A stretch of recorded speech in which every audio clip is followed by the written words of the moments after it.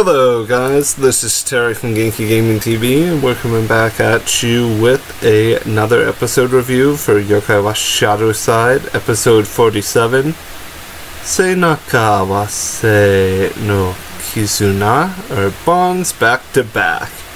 This episode was definitely a really good episode. I mean, I'm just stating the obvious. So there seems to be a trend with the past couple of episodes of giving like mini flashbacks to the events that had previously happened. I like that to a certain degree because it creates a solidarity that I feel like it might need, just in case people miss episodes. It gives it the full unity and feel like if this is a concisive arc, or mini arc to a certain degree, which is what I consider the whole Sorenaki situation here. The episode basically starts off with us getting the little bit of a reminder that Inma is taking Kaira with him, and they're going to go deal with the yokai world. So as this is all going on, we have Natsume getting ready to go face Sorenaki on her own, because she obviously can KO Sorenaki just by going Super Saiyan, Super Shuka Saiyan. Then again, the Shuka hype is so real that we're not talking about it yet, but we're going to.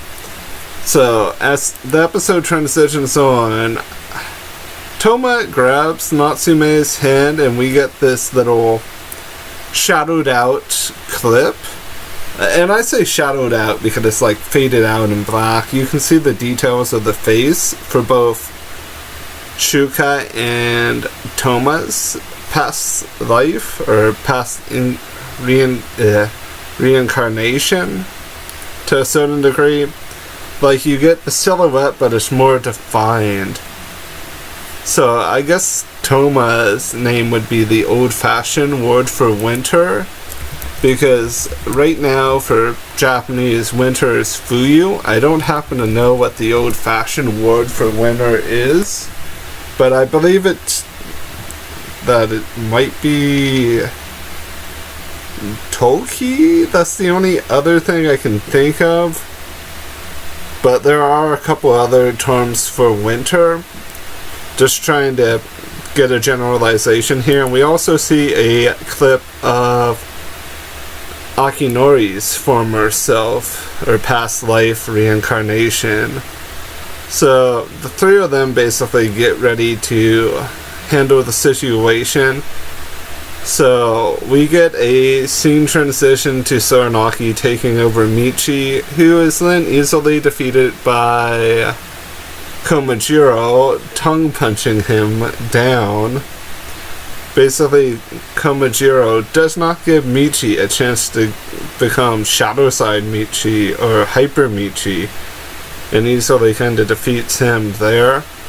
But the situation gets worse when Jibanyan becomes afflicted with the Sorenaki plague, or the Sorenaki virus, and begins going berserk.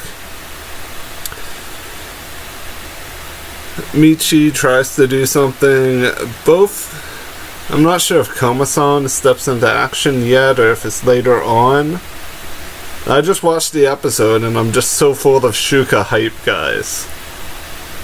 But yeah, basically Jibanyan goes on a little bit of a Sorenaki spree by attacking and striking stuff with his claws of fury. Yes, that is what I'm calling it. We've seen transition back to the Holy Trinity, or the Trinity of Natsume, Akinori, and Touma, and they're getting ready to go do their thing by using Susaku to basically take the fight to Sorenaki. But they get told by Whisper that things are not good with Jibanyan, so they head over there. And Natsume tries to talk to Jibanyan a couple of times, but he's just not responding Whisper actually moves her out of the way from being attacked, and Akinori and Touma have her back when Sorenaki's little Sorenaki wisp start to attack. Akinori uses his priest power. I guess that's the closest thing that we can really come to in English, priest power. Being able to create the Star of David with his hand and using that energy to battle. And Touma used Yoshitsune to take care of the wisp as well. And we get another little flashbacky scene to their past selves, their reincarnation forms. At least that's what we could call them. So Natsume goes partial Shuka after Jibanyan clashes with Koma-san and defeats Koma-san and Komajiro. And they basically beat the Sorenaki wisp out of Jibanyan. And she goes, or Natsume goes to that partial Shuka form with the pinkish glowing energy that basically revealed the Sorenaki. And as this is really starting to get the ball rolling episode wise, where we're starting to build up that intensity, they then have a little bit of a crossing of guards. At least that's what I'm calling it.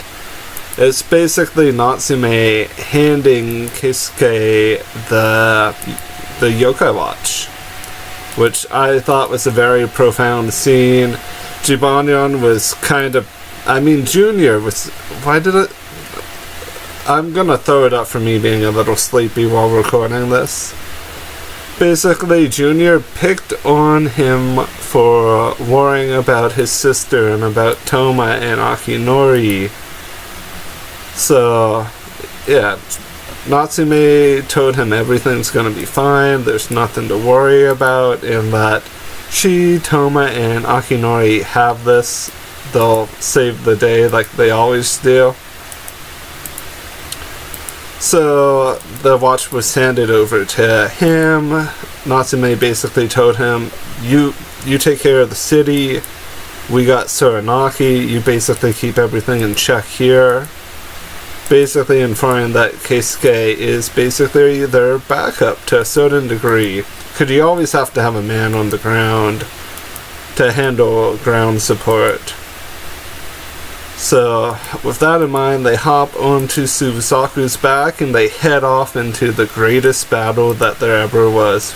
Basically, Akinori and Touma are basically taking care of Sorenaki's little wisp attacks while they're headed in that direction, but they both become captured by the wisp, and Natsume dives into it and forearm / shoulder thrust it, or shoulder blocks it, and starts to rip the Sorenaki energy off of them, basically trying to free them.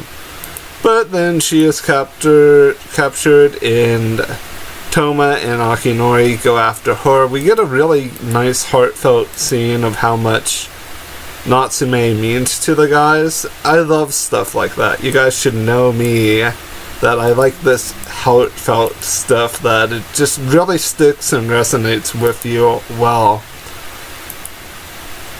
Where it just builds that perspective that you just really want to keep in your mind, that the situation, even though it is darker version of Yokai Watch, it still has those nice, really solid moments.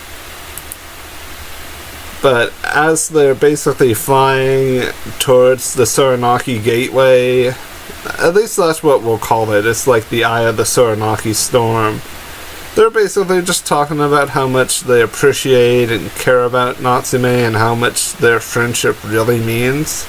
At least that's the general consensus. We even get a little bit of a flashback to way before the series began, basically the movie, the ShadowSide first movie. So Yeah, so Akinori and Touma basically dive onto the Sorenaki wisp that's carrying Natsume, and they basically prepare to free her, but then the King of Kings arrives, Hyper Michi, who then actually does a Hyper Michi punch, a real punch, and frees them, and Touma then goes Ashura, and Akinori just basically gets into battle position with his priest power, and they take down some Sorenaki wisp. Some, not much, but then the wisp capture Touma and Akinori. There's a big capture theme to this entire episode. But then Natsume goes Shuka form, or Shuka mode, and I even think this is just partial Shuka. Partial reincarnation form. Basically, Natsume gets her little Oni horns, her hands seem to get more slender, the nails get a little bit more pointy, and her hair kind of grows out longer and kind of becomes more flowing. And she basically destroys Sorenaki wisp, so she thinks. But then the Sorenaki storm reappears, it says Shuka a couple times, and it grabs her and whisks her off into the air. What this all makes me think is Shuka, if her power is just at like half capacity or partial capacity, that Natsume might not be able to tap into that as fluidly as Touma using the Yokai Watch or Akinori using his own Myoji power, because the spiritual energy that is basically reincarnated within her, that comes from her past self, that power is something that's maybe a little bit more, I don't want to say restrictive, because it's not really restricted power. It's power that takes a little bit more effort to really tap into, to learn and to hone, which is why it seems like she's only had the ability to really use it just a few times that we've seen. But I feel like the power is awakening, and that in the next episode we will see full power Shuka, and possibly Akinori and Touma's full power reincarnation past self forms. I mean, of course we'll have to see that, because that will be episode 48, which will sadly be our last episode per the wiki. We couldn't even make it to 50. I mean, I guess if you count both The Return of the Oni King and Forever Friends, it equals 50 forms of media for the series. All in all, this has been a crazy ride, but it doesn't feel conclusive. I mean, the Sorenaki art, even if episode 48 is a concise conclusion, we still need to know what basically happens afterwards. Because Sorenaki can't be the only other threat within the ShadowSide world. Me and Ash have talked about this before, me and Ash Anime, that there must be a little break because of the new OG coming on, and that ShadowSide won't truly be dead, because there's an audience for this version of the Yokai Watch. Obviously, looking at my reviews, seeing all of your wonderful support and comments, there's obviously a market for this darker, more, I don't want to say awe-inspiring, but more inventive style of Yokai Watch that just isn't constant gags, even though Michi is basically a walking joke, but in the right way. All in all, I just want to continue to thank you guys for sticking with me and for supporting me with your views and likes and comments. Seeing your likes and comments makes my days a lot better, so I do want you guys to really know that. I also want to tell you guys to have yourselves a wonderful morning, afternoon, and or evening. I am out of here. I'll see you in the next video. Bye for now.